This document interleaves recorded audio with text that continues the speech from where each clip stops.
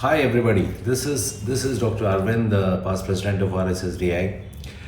I am addressing two questions that have been asked to me. The question number one is there a tilt towards more cost-effective treatment, especially during the COVID times?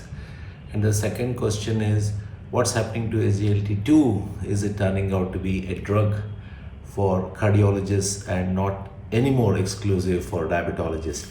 Now, the first question, affordable treatment during COVID times.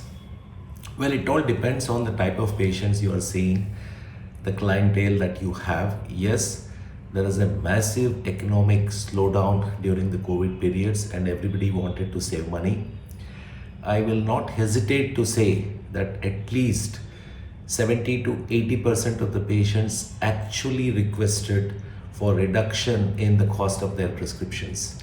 And this I have experienced it myself, and many of them said that yes, we are taking a pay cut, we are going slow. If there is an alternative, please let us know that.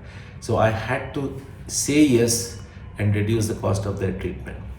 And many even asked the question, can we go to the Pradhan Mantri Aushadhalaya, wherein the drugs are being given at a very low cost, basically the generics.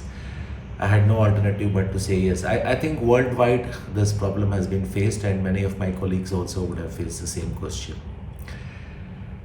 The second question is, now is SGLT2 slightly tilting towards a cardiologist?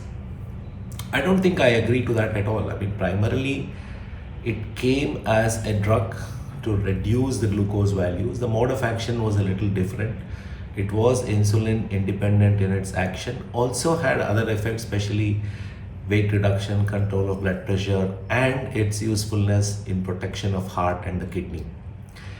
Even today, when I ask this question to a cardiologist, he says, no, I will use what is already there in the field of cardiology for heart failure.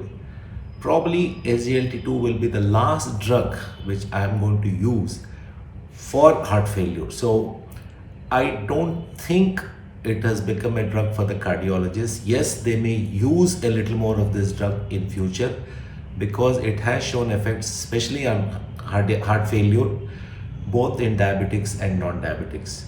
So I would say it is still a drug which is prescribed by the physicians, diabetologists and endocrinologists across the world. And it will be a good choice to start this off as soon as we can. Thank you. Have a great virtual conference of RSSDI 2020. Thank you.